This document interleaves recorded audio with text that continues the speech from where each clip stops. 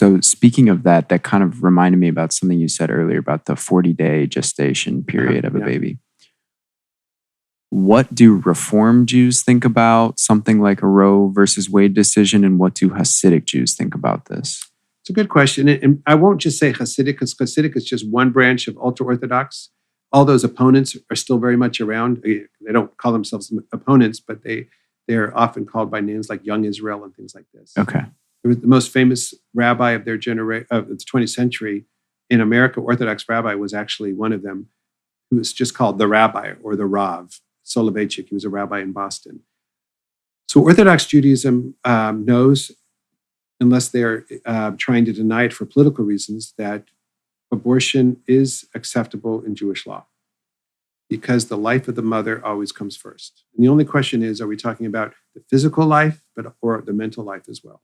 Reform Judaism decided decades ago, we're going to keep this simple and say the woman has the right to choose, end of story. That is harder to support from ancient Jewish texts than what I can certainly support, which is you always choose the life of the mother over the baby. And there's a theology behind it. If you're Catholic, the baby dies, the baby goes to hell. The baby hasn't been baptized. The mother, assuming has been baptized, dies, but she goes to heaven.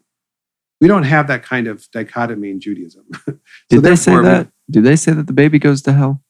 That is the theology of the church until you're baptized. I guess if they you look say at the that, sermon from the 1800s or 18th century, 1700s, sermon, sinners at the hands of an angry God. The preacher is saying babies have a very nice hell, but it's still hell because they're born into sin. And when you're born into sin, and you have to be baptized to not be born into sin. I mean, you're still in sin, but you'll be saved. We Jews don't believe the same thing. When we talk about sin, we don't mean a state of being. We mean doing the wrong thing. So it's a vastly different point of view. That is very interesting. And now it's not like I was ultra involved in it or wanted to be involved in it. I grew up Catholic and then eventually attended a Jesuit high school. In Cincinnati? So I went to St. Xavier. Oh, of course. High school. But then I also went to the School for Creative and Performing Arts. Nice. I used to teach at Xavier College. Oh, at Xavier College. Yeah. What was interesting? Xavier University. Xavier University. Yeah. That's actually a really good school. What was really interesting, my dad was very much older, like a much older dad. So that means my grandfather was much, much, much older. And I'm talking like, my dad was born in 1934. Okay, my dad was born in 1918, so... So whatever hit my grandfather was born in, I forget. But anyway, he actually went to Xavier University that early on when it was like completely not normal to go to college as like an average Joe. Yeah. My dad didn't go, obviously, but we have a lot of talk about that in my family. I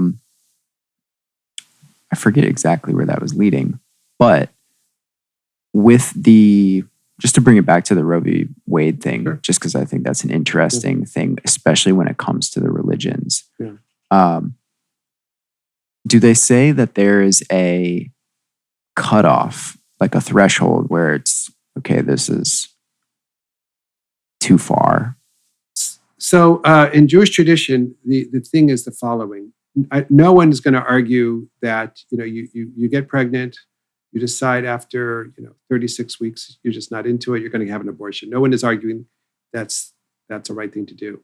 But according to Jewish tradition, if the mother's life is in danger, until half of the baby is out of the womb, so if only 1/3 or 1/4 of the baby is out of the womb, it's treated no different than if it were a tumor. It's the most sad thing in the world, but you treat it like a rodef, the Hebrew word for pursuer. It's a toxic thing that's trying to kill the mother. And you take it out limb by limb, and that's how you do it. That's the Jewish point of view. Now, I definitely understand the danger to the mother, for sure, of course, in all circumstances. But does that defining of the baby weird you out a little bit? Of course. It's a terrible thing. I mean, none of this is good. But, ethical dilemmas are always about two goods or two bads, never about a good and a bad. Yeah. Right? And that's why they're interesting to talk about. Yeah, I share with my 8th and 9th graders when I teach them. The first thing I do is show them the trolley car experiments. Yeah. Right, where you have to decide who you're going to save, and that's life. You got to have. And most of the kids get it? They say kill one to save 10. They do. They fall into the John Stuart Mill utilitarianism approach, but not all of them. But to me, I as I like to say, in this day and age, a lot of people talk about critical race theory. Should we be teaching it or not? I say, let's just bracket that and talk about critical thinking theory. I want to teach kids how to think. If you can do that critically, then the rest will follow. And let's just go into that.